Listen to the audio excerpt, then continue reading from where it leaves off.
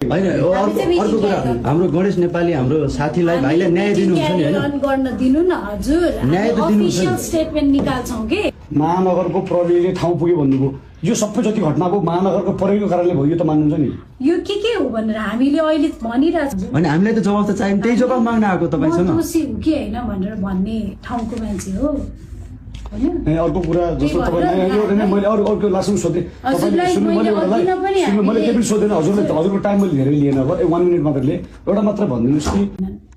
सबै देखिएका कुराहरू सत्य नहुन सक्छ त्यही कारणले नै हामी यहाँ बैठक बसिरहेका छौँ हामी कुनै पनि इमच्योर डिसिजन गर्न चाहँदैनौँ हामीले जुन डिसिजन गर्छौँ हामी मच्योर डिसिजन गर्न चाहन्छौँ हामी संस्थागत रूपमा निर्णय गर्न चाहन्छौँ यहाँ कसलाई दोषारोपण गर्ने होइन यो मानवीयताको हिसाबले महानगरपालिका संवेदनशील छ हस् धन्यवाद अनि एउटा कुरा म्याम एउटा जाँदै होइन यो हिजोको घटना हुनुमा काठमाडौँ महानगरपालिका दोषी हो कि होइन हामी मिटिङ बस्दैछौँ हजुर अनि हामीलाई त जवाफ त चाहियो त्यही जवाफ माग्न आएको तपाईसँग दोषी हो कि होइन भनेर भन्ने ठाउँको मान्छे हो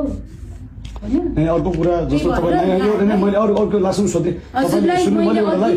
मैले केही पनि सोधेन हजुरको टाइम मैले धेरै लिएन अब 1 मिनट मात्र लिए एउटा मात्र भनिदिनुहोस् कि महानगरको प्रहरीले ठाउँ पुग्यो भन्नुभयो यो सबै जति घटना भयो महानगरको प्रहरीको कारणले भयो यो त मान्नुहुन्छ नि यो के हो भनेर हामीले अहिले भनिरहेछौँ तपाईँले जब सत्य तथ्य छानबिन गर्नु दोष नभन्नु न अहिले साक्षात् छानबिन गर्छु भन्नुहोस् त्यो म मान्न तयार छु अहिले नै छानबिन नगरेर तपाईँ दोषी छैन भनेर नभन्नुहोस् न भन्नु खोजेको क्या हामीले भनिरहेछौँ दोषारोपण नगरौँ पहिला काम समाधानतिर जाउँ तपाईँले भन्नुभयो नि त प्रहरीले हामीले गएर हाम्रो दोष छैन भन्नु होइन